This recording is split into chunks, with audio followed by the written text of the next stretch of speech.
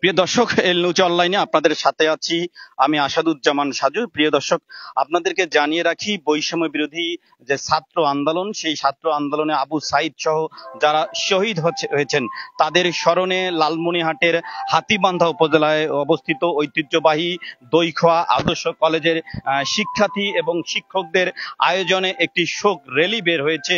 এই শোক র্যালিটি কিছুক্ষণ আগে দইখোয়া কলেজ ক্যাম্পাস থেকে বের হয়ে সেই দইখোয়া বাজারের যে প্রধান প্রধান সড়কগুলো আছে সেই সড়কগুলো মিলিত হয়েছে। আমরা দেখছি সেই কলেজের অধ্যক্ষ সহ ওই বিদ্যালয়ের ওই কলেজের যে সাধারণ শিক্ষার্থীরা আছে তারা কিন্তু অংশগ্রহণ করেছে। আমরা সেখান থেকে আপনাদেরকে সরাসরি দৃশ্য দেখানোর চেষ্টা করছি। আপনারা দেখছেন যে এই কলেজের শত শত শিক্ষার্থী এই র্যালিতে অংশগ্রহণ করছেন। আপনাদেরকে জানিয়ে রাখি যে ছাত্র বৈষম্য বিরোধী আন্দোলনে যারা শহীদ রয়েছেন তাদের স্মরণে এই কলেজের উদ্যোগে আজকের এই আয়োজন। সেই আয়োজন থেকে আপনাদের সঙ্গে সংযুক্ত হয়েছে আমি আসাদুজ্জামান সাজু।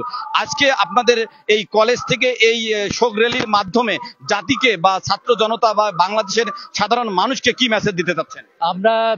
আমরা জানি যে আমাদের তারুণ্যের বিজয় হয়েছে। এই তারুণ্যের বিজয়টা একদম প্রত্যন্ত অঞ্চল থেকে শুরু করে সারা বাংলাদেশে। আমরা এইটুকু জানাতে চাই যে এখানে আমরা এই র্যালিটির নাম দিয়েছি ঝরা ফুলে বসন্ত। যাদের প্রাণ ঝরে যাওয়ার কারণে আজকে আমরা বাক স্বাধীনতা পেয়েছি, সেই বসন্ত আমরা উৎসব করছি।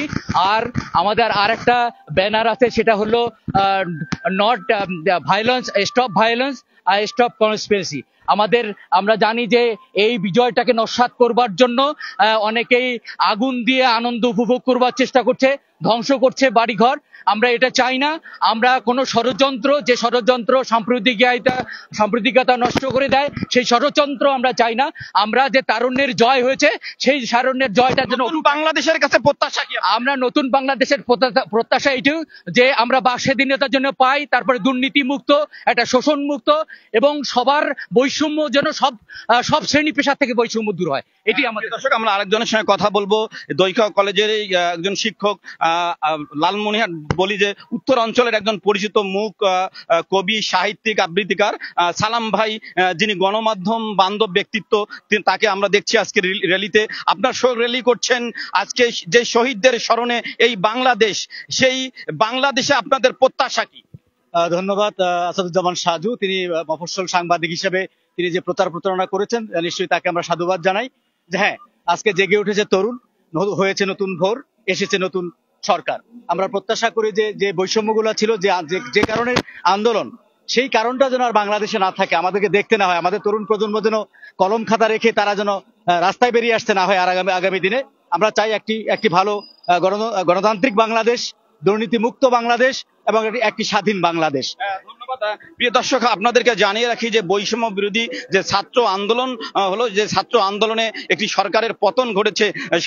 যে আন্দোলনটি সারা বাংলাদেশ নয়, সারা বিশ্বে আলোড়ন তৈরি করেছেন।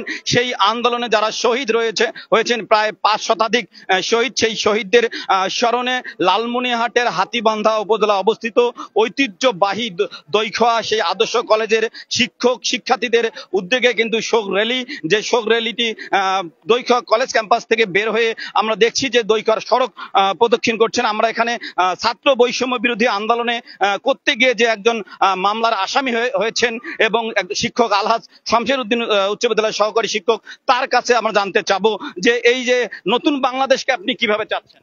আমরা নতুন বাংলাদেশকে চাচ্ছি এবং দুর্নীতি মুক্ত, দালাল মুক্ত, নৈরাজ্য মুক্ত, একদম সুশৃঙ্খল একটা বাংলাদেশকে আমরা চাচ্ছি, যাতে তারুণ্য নির্ভর, যে তরুণদের মাধ্যমে আমাদের এই বাংলাদেশ অনেক দূর এগিয়ে যাবে।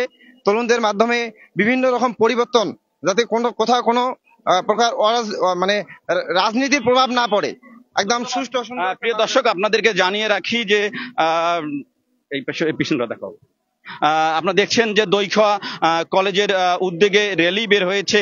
সেই র্যালিতে এই দইখোয়া কলেজের শিক্ষার্থীরা বিভিন্ন শহীদের ছবি নিয়ে তারা বের হয়েছে। তারা রংপুরের সেই কৃতি সন্তান, রংপুরের সেই সাহসী সন্তান আবু সাইদ সহ প্রায় 5 শতাধিক 4-5 শতাধিক শহীদ রয়েছেন নাম জানা অজানা, তাদের স্মরণে আজকের এই শোক র্যালি। এই শোক র্যালিতে তারা দাবি করছেন তারুণ্যের বাংলাদেশ, তরুণ নির্ভরশীল বাংলাদেশ। আপনারা জানেন যে উপদেষ্টা পরিষদ গঠন হয়েছে সেখানে কিন্তু 2জন ছাত্র স্থান পেয়েছে, যে কারণেই তারা বলছে যে তারুণ্যের বাংলাদেশ যেন নতুন ভাবে গড়ে ওঠে। আপনাদেরকে জানিয়ে রাখি যে এই রংপুরের আবু সাইদ কিন্তু প্রথম এই বৈষম্য বিরোধী আন্দোলনের শহীদ হয়েছেন। আপনাদেরকে জানিয়ে রাখি যে ভারত উপমহাদেশে এখন পর্যন্ত যতগুলো সংগ্রাম হয়েছে, যে সংগ্রামগুলো সফলতা পেয়েছে, সেই সংগ্রামগুলোর প্রথম শহীদ কিন্তু এই রংপুরে। প্রতিটি আন্দোলনের সূচনা কিন্তু এই রংপুর থেকে হয়েছে। কি 52-এর ভাষা আন্দোলন, কি 71-এর মুক্তিযুদ্ধ, কি 90 বিরোধী আন্দোলন, কি 24-এর বৈষম্য বিরোধী আন্দোলন।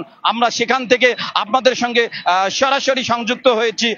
আসাদুজ্জামান সাজু, এল নিউজ অনলাইন, লালমনিরহাট।